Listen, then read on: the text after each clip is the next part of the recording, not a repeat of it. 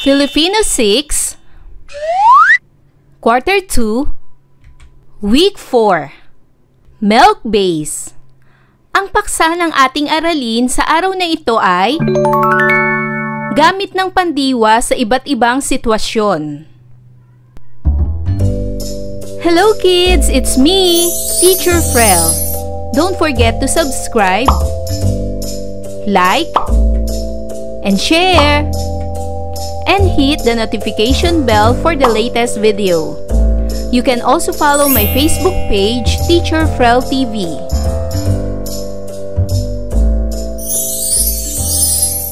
Sa araw na ito ay pag-aaralan natin sa asignaturang Filipino ang gamit ng pandiwa sa iba't ibang sitwasyon.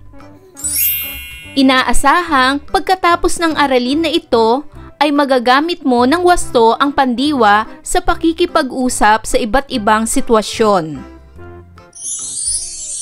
Ang pandiwa ay mga salitang nagpapakita ng kilos o galaw. Nagbabago ang anyo ng mga ito sa iba't ibang panahunan o aspekto matapos ang pagbabanghay sa pawatas na binubuo ng salitang ugat at panlaping makadiwa.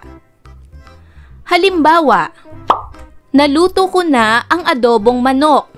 Ang pandiwa sa pangungusap na ito ay naluto. Kabibili ko pa lamang ng kalderong iyan. Ang pandiwa sa pangungusap na ito ay kabibili.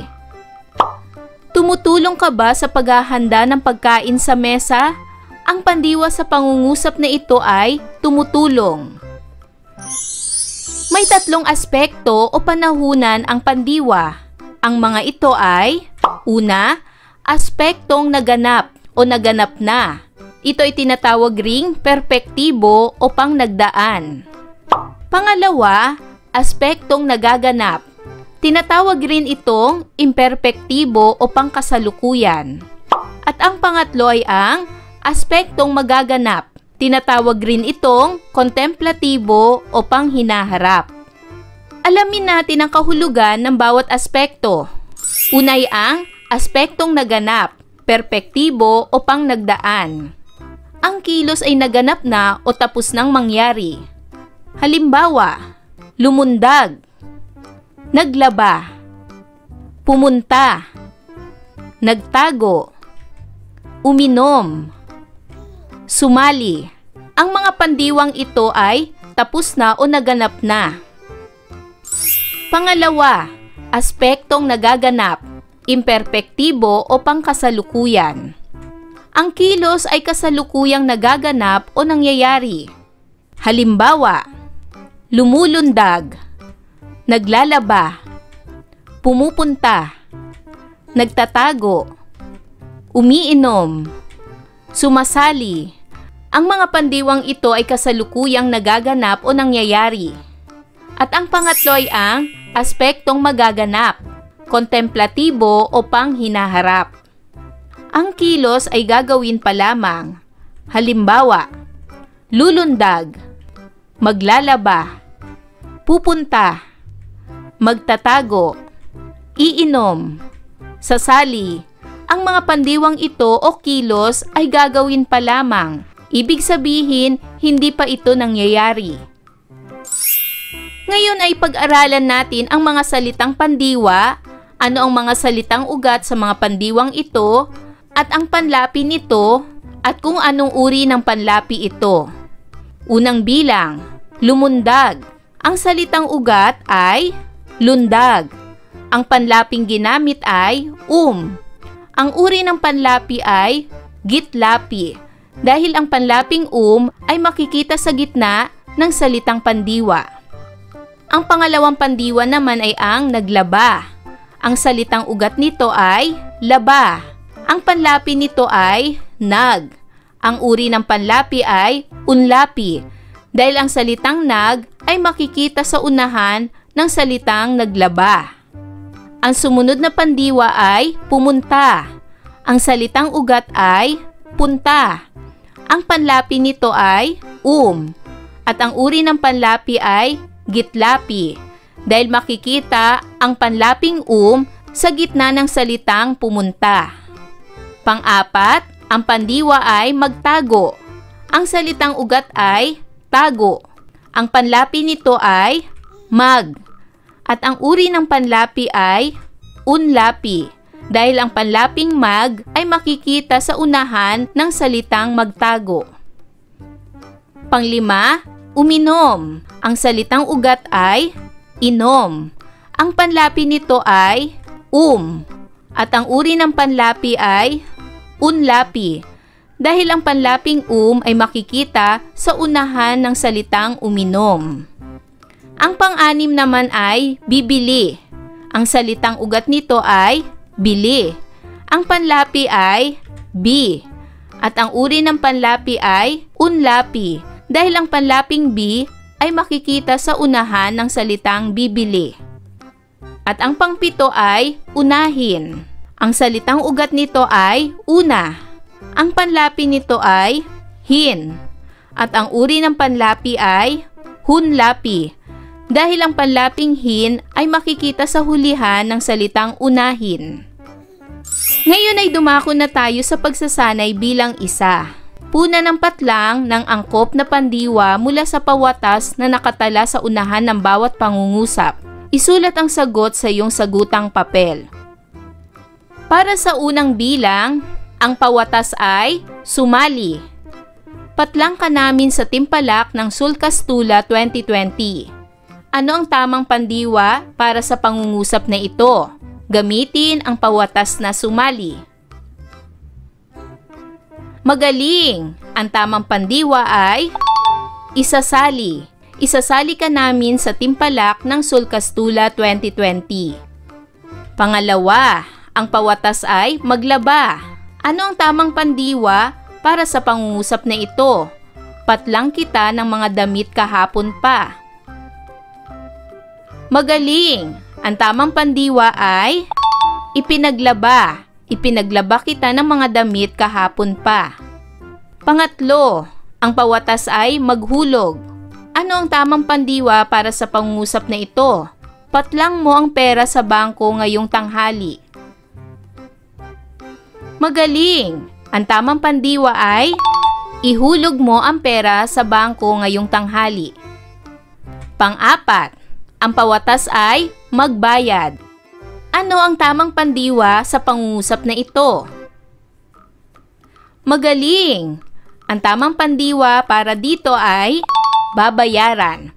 Ang bills ng kuryente at tubig ay babayaran ng tatay mo mamaya. Panglima, ang mga mag-aaral ay patlang sa kanilang guro bago umalis ng silid-aralan. Ang pawatas ay nagpaalam. Ano ang tamang pandiwa para sa pangungusap na ito? Gamit ang pawatas na nagpaalam. Magaling! Ang tamang pandiwa ay nagpaalam. Ang mga mag-aaral ay nagpaalam sa kanilang guro bago umalis ng silid-aralan. Pang-anim, patlang muna ng bahay ang nanay bago mamalengke. Ano ang tamang pandiwa sa pangungusap na ito gamit ang salitang maglinis? Tama! Ang pandiwa na ating gagamitin ay maglilinis. Maglilinis muna ng bahay ang nanay bago mamalengke. Pangpito, ang magkakapatid ay maayos niyang patlang kanina.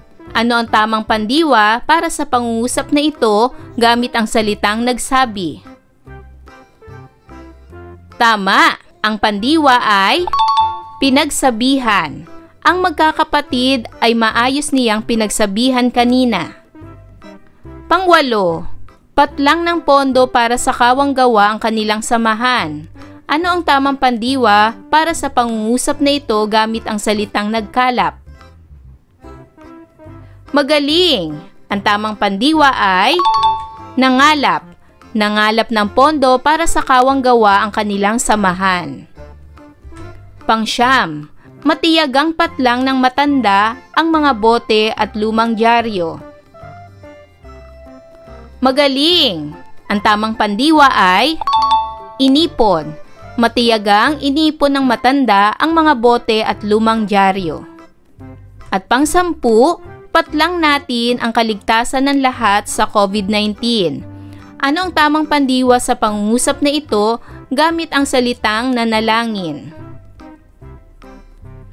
Magaling! Ang tamang pandiwa ay ipanalangin. Ipanalangin natin ang kaligtasan ng lahat sa COVID-19. Dumako naman tayo ngayon sa pagsasanay bilang 2. Sa lungguhitan ang pandiwa sa mga sumusunod na pangungusap, gawin ito sa iyong sagutang papel. Una, ipagluluto kita ng paborito mong ulam.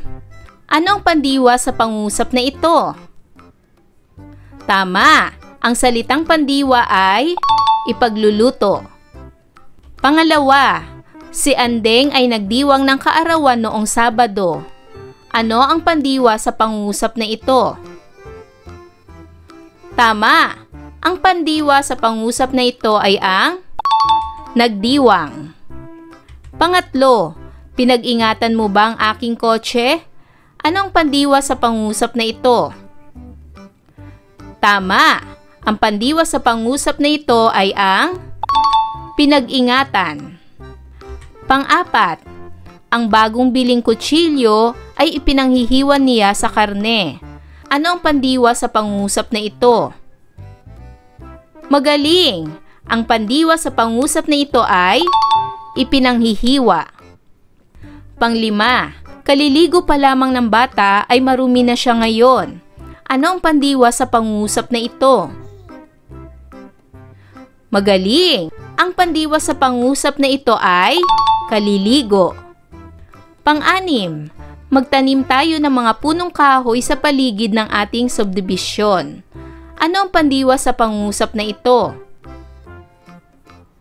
Magaling! Ang pandiwa sa pangungusap na ito ay magtanim. Pang-7, ang mga dalaga ay nananahi ng mga barong Tagalog.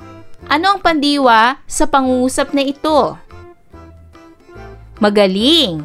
Ang pandiwa ay nananahi.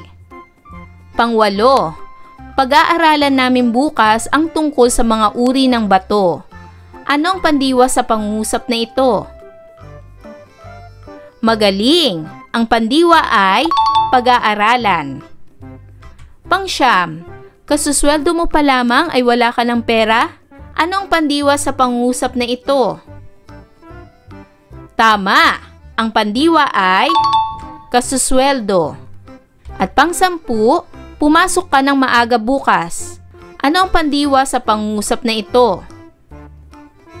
Magaling! Ang pandiwa ay pumasok. Para naman sa pagsasanay bilang 3, piliin at salungguhitan ang pandiwa sa aspektong ipinahihiwatig ng pangungusap. Gawin ito sa sagutang papel. Unang bilang, masayang, pinaglaruan, pinaglalaruan, paglalaruan ngayon ni Roxanne ang bago niyang manyika. Ano ang tamang pandiwa para sa pangungusap na ito? Magaling! Ang tamang pandiwa ay pinaglalaruan. Masayang pinaglalaruan ngayon ni Roxanne ang bago niyang manyika. Pangalawa, kabibili, binili, ibibili ko pa lang ng mga medyas mo, bakit wala agad? Ano ang tamang pandiwa sa pangungusap na ito? Tama! Ang pandiwa ay kabibili. Kabibili ko pa lang ng mga medyas mo, bakit wala agad? Pangatlo, ang dalaga ay paglalabahin, ipaglalaba, maglalaba ng kanyang ina kapag ito ay sanay na sanay na. Ano ang tamang pandiwa para sa pangungusap na ito? Magaling! Ang tamang pandiwa ay paglalabahin. Ang dalaga ay paglalabahin ng kanyang ina kapag ito ay sanay na. Pang-4, ipinanghiram, ipinanghihiram, ipanghihiram kita ng damit na isusuot mo sa palatuntunan sa linggo. Ano ang tamang pandiwa para sa pangungusap na ito? Magaling! Ang tamang pandiwa ay ipanghihiram. Ipanghihiram kita ng damit na isusuot mo sa palatuntunan sa linggo. Pang-5, itinago, itinatago, itatago ko ang kalahati ng aking kita tuwing araw ng sweldo.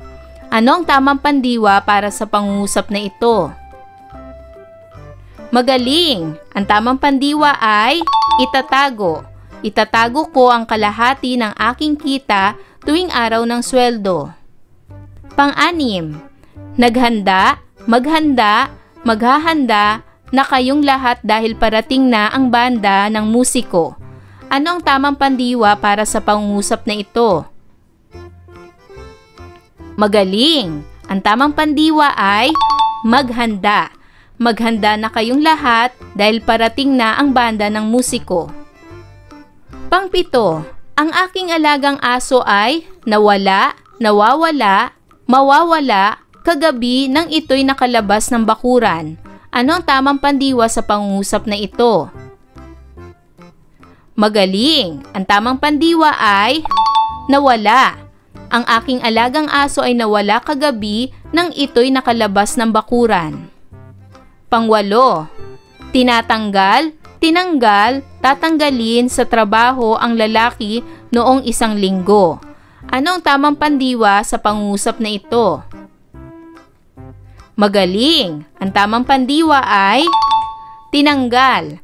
Tinanggal sa trabaho ang lalaki noong isang linggo. Pangsyam, ang mga anak ni Aling Julia ay ipinaalis, paaalisin sa lupang tinitirikan ng kanilang bahay sa susunod na taon. Ano ang tamang pandiwa para sa pangungusap na ito? Magaling! Ang tamang pandiwa ay paaalisin.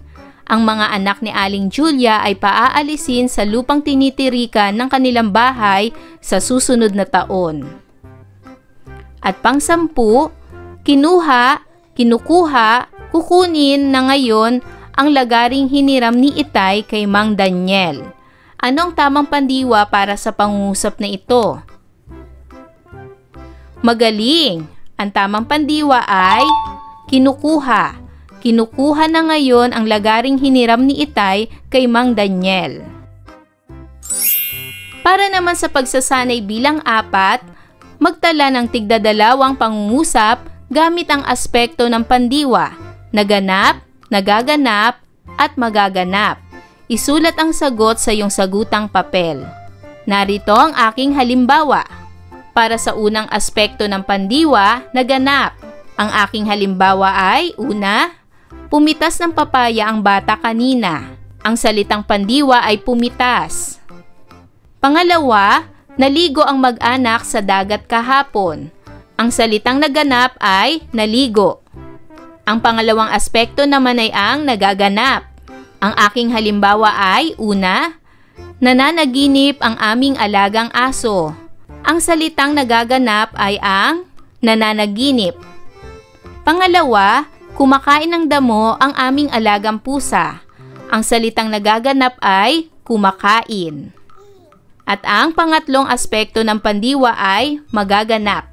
Ang aking halimbawa ay, una, ipamimili ko ng damit si Alvin bukas. Ang salitang magaganap pa lamang ay ipamimili. Pangalawa, papupuntahin ko si Rona sa tindahan mamaya. Ang salitang magaganap pa lamang ay papupuntahin. At para sa pagsasanay bilang 5, punan ang patlang ng tamang sagot. Isulat ang sagot sa iyong sagutang papel. Ang pandiwa ay mga salitang nagpapakita ng kilos o galaw.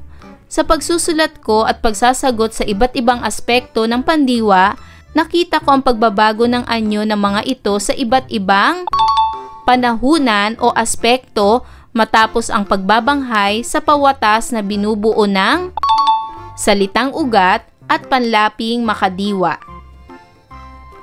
Tandaan, ang pandiwa ay mga salitang nagpapakita ng kilos o galaw.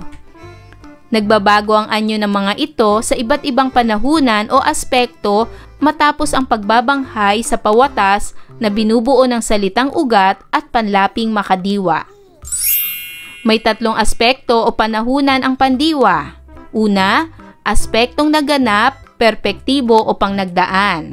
Pangalawa, aspektong nagaganap, imperpektibo o pangkasalukuyan.